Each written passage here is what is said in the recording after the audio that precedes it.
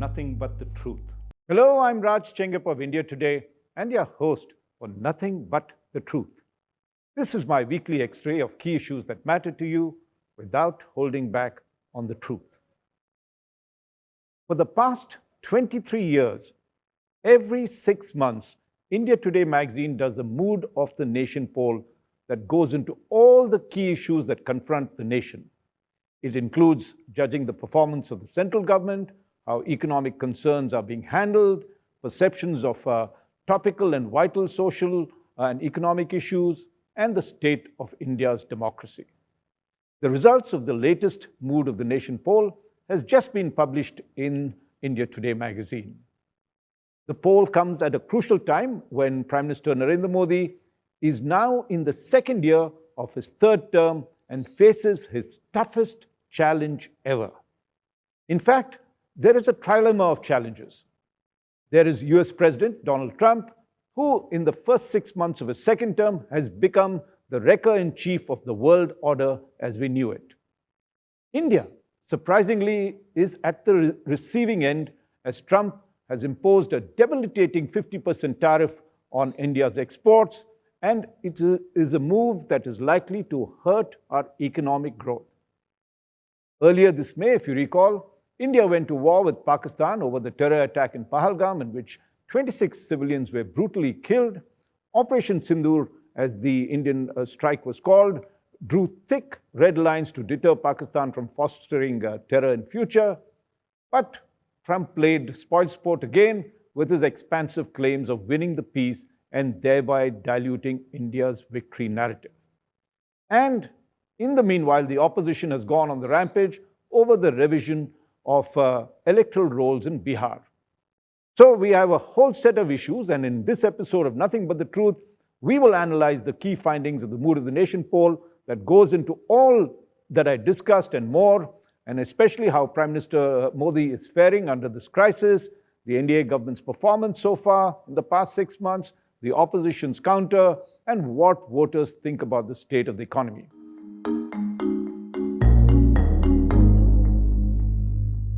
To analyze all these factors, I'm delighted to be joined by Yashwant Deshmukh, founder of Sea Voter, that collaborates with India Today to bring out the Mood of the Nation poll biannually. Yashwant Deshmukh, welcome to Nothing But the Truth. Always a pleasure, Raj. Let's begin, Yashwant, with what is the big message coming out of this poll? It comes at a crucial time. There's a whole host of challenges. Trump has put his tariffs in. The economy is shaking. You had a war with Pakistan. The entire world order is changing under the influence of Trump and other factors. And of course, internally, you've had the opposition go on a rampage in terms of the vote revision that's happened in Bihar. So how much of this is impacting, and what does this talk about in terms of Prime Minister Modi's leadership? Well, definitely it has been a crisis time. I don't remember when in 6 months period so much has happened internationally, nationally, domestically, I mean in local level and everywhere.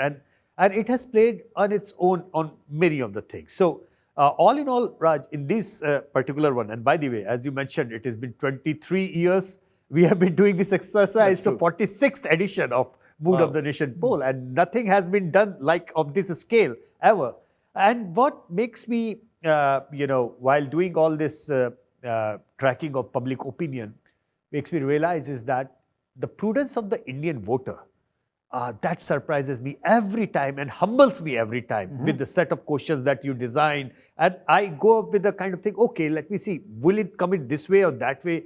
And every time, without failing, the Indian voter surprises me with her non-partisan.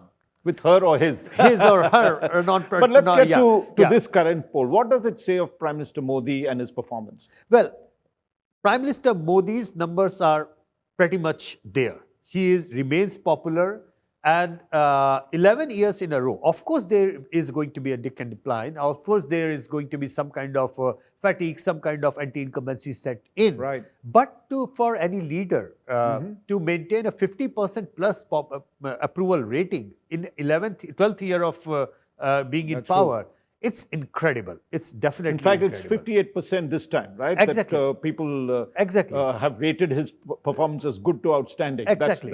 And that's a big number. Having said that, opposition numbers are also improving.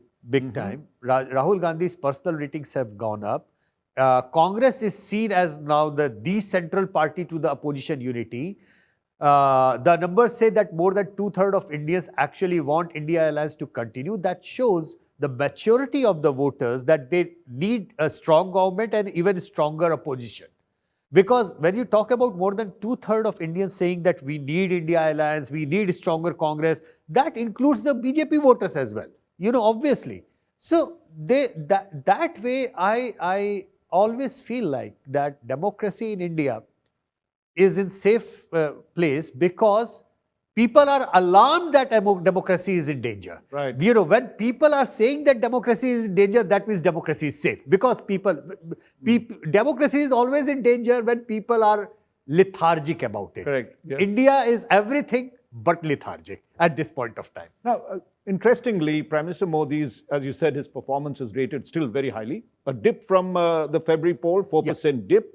But when it comes to the other factor, which is when we ask this question, who do you think is the best Prime Minister currently, right? Who's best to be Prime Minister? There, the lead between Prime Minister Narendra Modi and Rahul Gandhi is something like 27%. Yeah. Though Rahul Gandhi, as you mentioned, who's the leader and the prime challenger, who's emerged as the prime challenger to Prime Minister Modi, is gone up in terms, or actually holds to 24%, which is impressive by itself. But the gap between him and Prime Minister Modi is something like Mr. Modi is close to 52, 55%. Yeah, that's true. And therefore, is this, in some senses, while the electorate wants a strong opposition, the Congress has to change itself. Rahul Gandhi has to change itself because that 27% gap is really quite, when it comes to polls, quite very large. I think you have very correctly pointed where exactly it hurts the opposition. The baseline ratio is 1:2. And it is important for everybody to understand this, Raj. You remember that BJP on the lowest ebb in 2004 and 2009, their baseline was 20%. That's where it got struck. Congress at the lowest ebb was struck at 20%, still struck at 20%. That means in Indian spectrum, 20% on the Congress side and 20% on the BJP side, these 40% are ideologically fixed people, Correct. And it also tells us that whatever beyond 20% that BJP gets, it has a role to play because of Narendra Modi's and his popularity. Would you say 20 or 30%? People can say, because CSDS says it was one every third and then it became every fourth. In it's roughly about 1 in 3 of BJP supporter.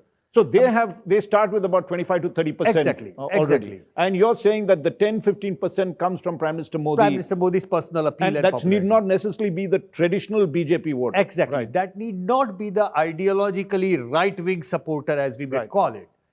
Having said that, the gap between the baseline of the Congress and BJP is now 20 and 40% established. That is 1:2. Right. Gap between Modi and Rahul Gandhi is again 1:2. Correct. And this gap, unless that is brought down, electorally much is unlikely to change. Right. Because if you look at the non-Congress opposition party, they have been doing their job well. Correct. Mamta has been sweeping Bengal, Stalin has been sweeping Tamil Nadu, and so on. And Akhilesh is doing so well in UP right now. So, in order to shift the gear for the opposition, the gap between Rahul and Modi has to come down, gap between Congress and the BJP has to come down. Now, Congress and BJP, I understand that organizationally speaking, BJP is supported by the RSS and Congress organization has gone down.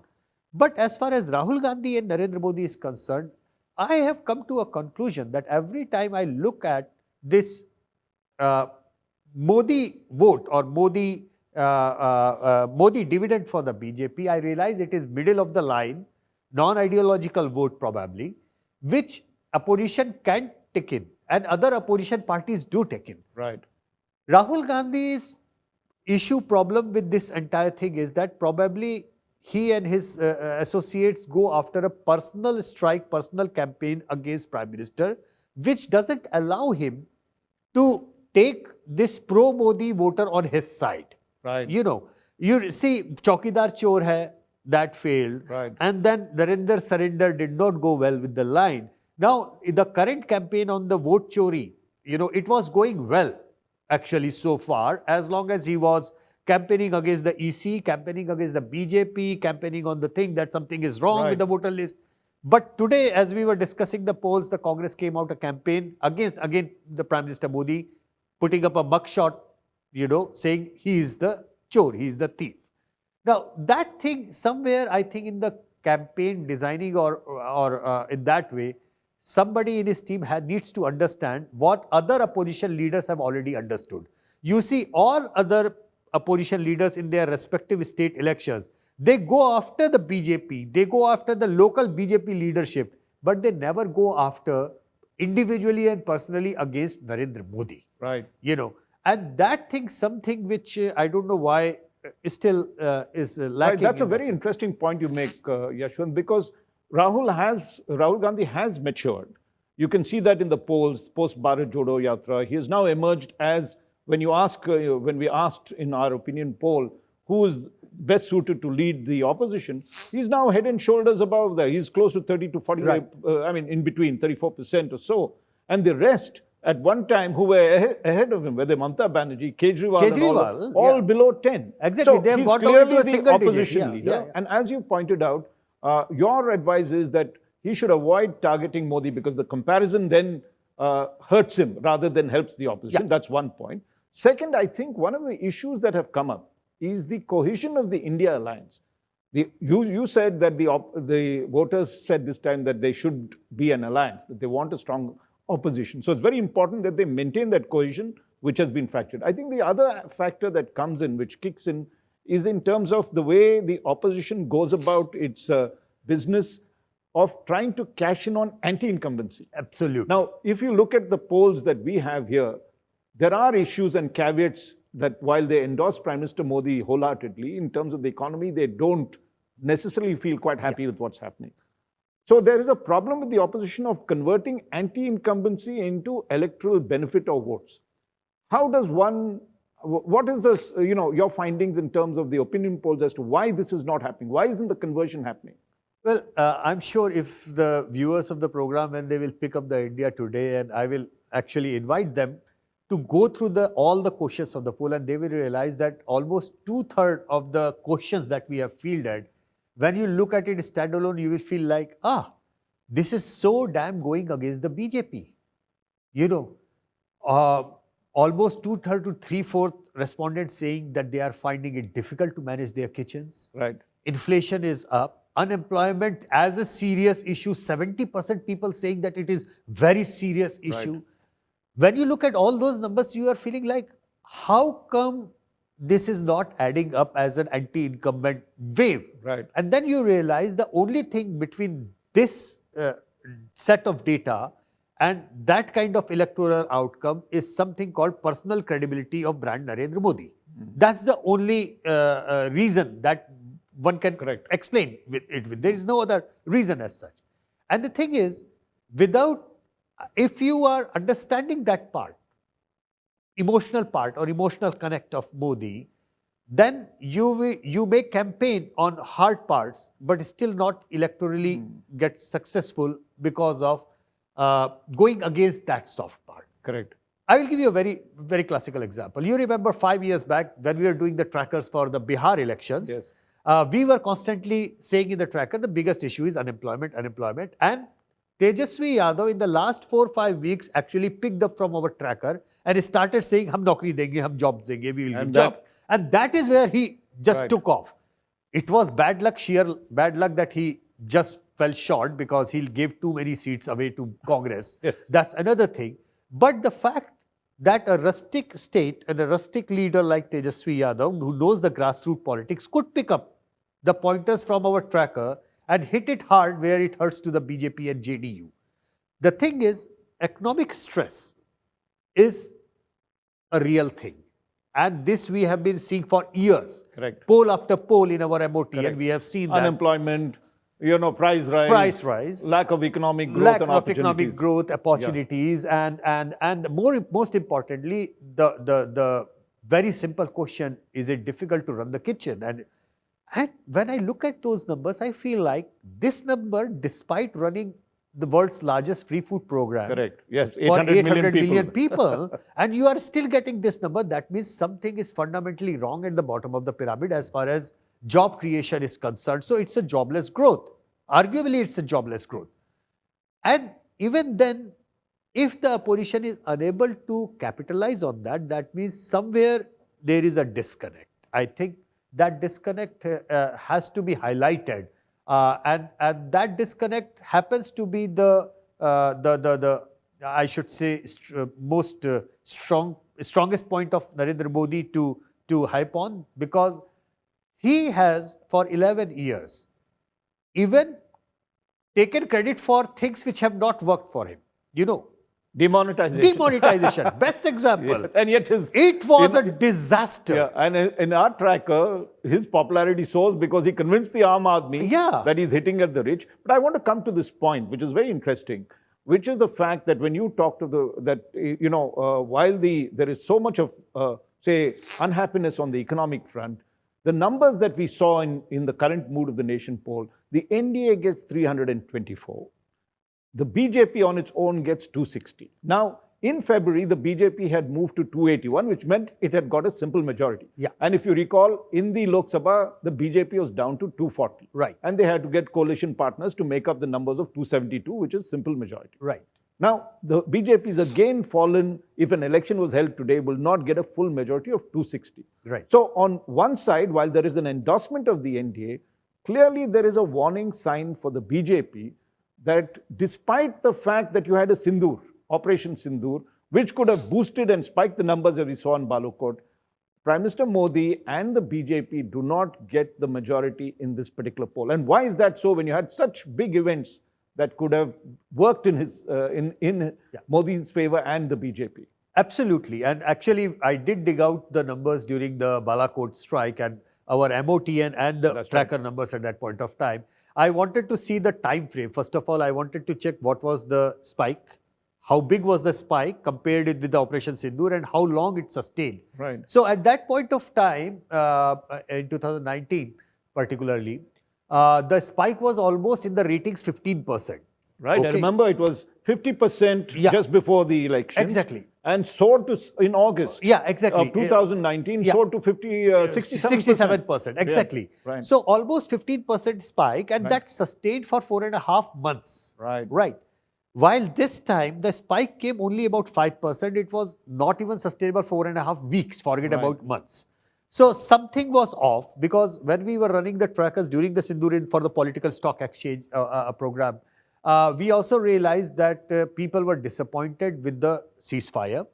And the big number of people who were disappointed were coming from BJP's, chunk. So obviously, things were not going well. So that arguably, an operation like Operation Sindoor, if the narrative would have gone in a correct way, in the Mood of the Nation, probably BJP should have been looking at plus 50 seats, no less than that. In that way, one-way traffic. Yes. Didn't happen. So what could have worked for the BJP NDA did not work. Right. Surprisingly, what should not have worked has worked. Which is the Trump factor. Trump factor. Again, I mean, Trump was the one which was the dampening effect with this tweet on the ceasefire.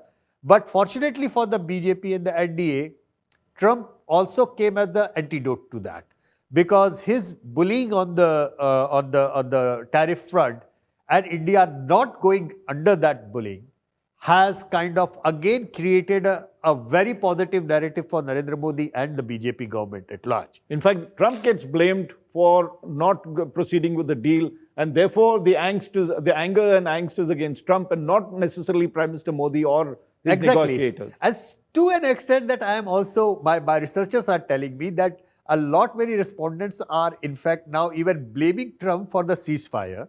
That, if Trump wouldn't have done this thing and, then BJP, the government should have continued for 48 hours more and अच्छे से पिटाई करते, मन नहीं भरा. It's like that, they felt it was not enough what we did.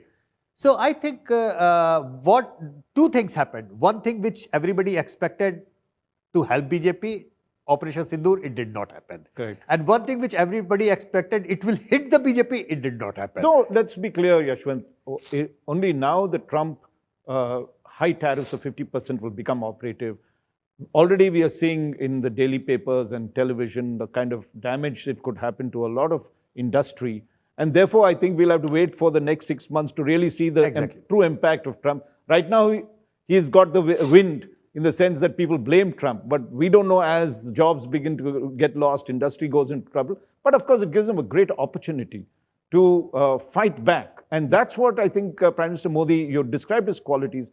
One of the things we notice of Prime Minister Modi is that in adversity, he comes out the winner. Absolutely. Right? He thrives on adversity. If you take a look at COVID, he's down for a little while on the first wave, and the second wave, he's back in full strength. Yeah. Balakot down just before it happens in 2019. It was headed to a coalition government. He carries out the strikes, and you get a full majority on that. Some of the boldest decisions in terms of Article 370. The GST and other such kind of the recent strikes against Pakistan, drawing the new red lines that were there. These have enabled him to emerge, one, as a decisive leader. Two, I think people, as compared to the other opposition leaders, seem to trust his judgment, trust his ability to handle crisis. He's had a good track record of that. And therefore, I think you're seeing that endorsement that has happened here with caveats. It's a conditional endorsement. It's a condition. It's conditions apply. It's a conditions apply. Absolutely. Right? You are right. You are right. And I think he loves challenge. Right. I think he is a kind of student of politics who gets bored with the normal syllabus. That's how I feel like, and he performs really good when he is facing a challenge, a crisis. I just hope that for the first time, I believe he is facing an economic crisis of this level. So far, on the defense side and other sides, he has on the epidemic at the time of COVID, those things he worked well. I hope that he takes this crisis in the right way and goes after the reforms in a really, really striking way, because it's been far too long, Raj, that we have been dilly-dallying all those hard-hitting reforms under pressure this way or that way. And it's not about partisan approach, Raj. We all know the potential this country has, and it has been buckled down under the kind of red tapeism and everything that it can hold it down. I hope this crisis fires Narendra Modi, challenges Narendra Modi. Enough is enough. We need these kind of bold reforms. And he has the political will and political capital, both, to take. If he is leading by 20, 30 points, he can take that risk. I can take a risk of losing 5, 10 points, but I will go ahead and do these reforms. That's a very, very good point. Because if you take a look at the other aspect of our poll, the political side, clearly the BJP, again, the performance of the NDA is considered above 50%. It seems to be riding that wave, though it's a drop from 10% in the past. But people are saying this is the government that we should continue with and the Prime Minister that we have trust with. So that's where it stands on that.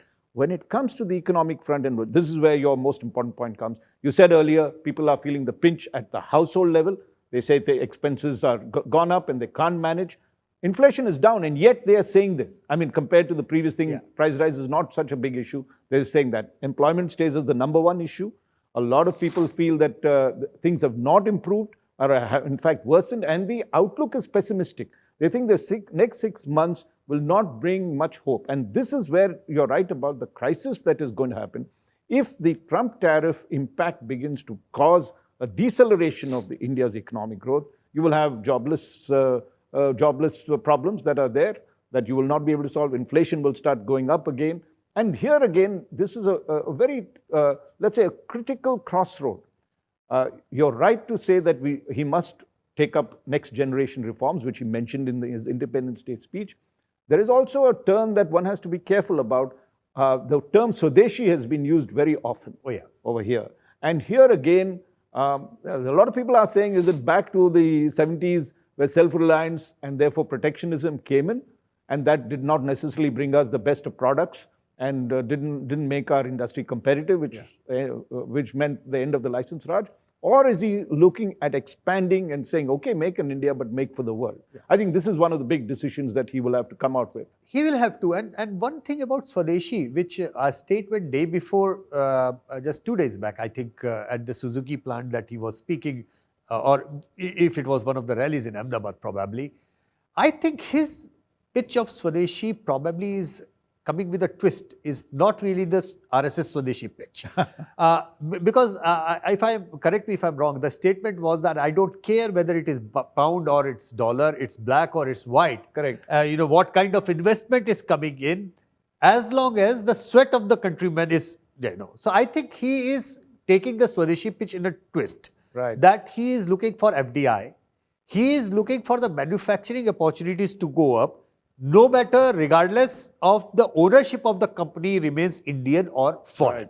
Right. So I think if he takes that line and opens up the reforms for 100% ownership in many other sectors which have been, has been for so long under the bureaucratic thing, have been held up, and open up the farming sectors. Twice we have seen this government come under pressure. That's right, on agriculture. And on agriculture particularly, we need those reforms. That's the thing. I think that comes through in the poll also. When people were asked what is their real issues that they feel, they first said that there's too much bureaucracy. Yeah. You have to cut it down considerably. Second, they said that ease of business is more of a slogan. There's really great difficulty in doing enterprises in this. Now, this is an area that Prime Minister Modi has and to I'm free so up. glad and thankful you wrote those questions, because we never asked it that way. And particularly the answers from the Hindi heartland, Raj, Right. which was when I was looking at, and people do not realize, I belong to Uttar Pradesh, Bihar and Hindi heartland. This entire place, you remember the question last time we asked, what kind of job would you look out for? Huge majority was still looking for a sarkari naukri, sarkari job. right. So this entire DNA of North India, unlike West and the South, North and East, has in its DNA looking for a job, not Right. of an entrepreneur. And those jobs are critical because they go out to other areas. As far Bihari going to Tamil Nadu or a UP wala going to Gujarat or anywhere, working in those industries, when they will be hit by the tariff and those Tirupur units Right. are locked down, or the diamond polishing units are coming down, that these migrant labor will come back without jobs to their villages. That is going to be crisis. Now, the idea or the opportunity for the Prime Minister here is how to unlock the entrepreneurial spirit, which is there deep inside, honestly speaking. Animal spirits, yes. That is there, because I see in the heartland, particularly the females, the way they pick up the small enterprise and go out of the way. We just had an issue of Yeah. India Today which talked of the micro moguls. We've just run out of time, Yashwant. And just quickly to say that a couple of things that this poll came out with, which was one, that there's deep concerns about the erosion of democratic norms in the country.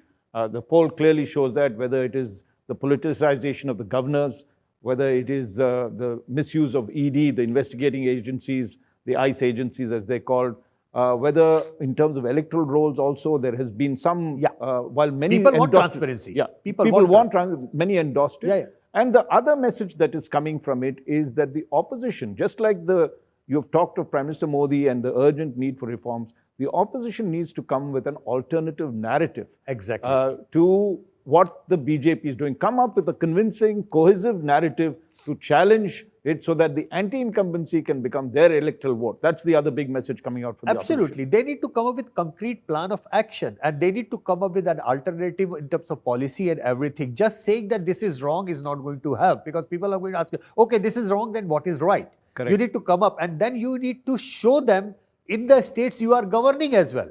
Make them the model state. Make them the model state. You know, we like still, the Modi model in Gujarat. We are yes. still discussing, but so far, beyond Gujarat, I think only the Andhra model under Naidu is being discussed. Correct. Beyond that, in all the opposition states, do we have a role model of any state? And this is a very good point that you made with the Congress, because they're now ruling several states. So is Mamata Banerjee, so is others.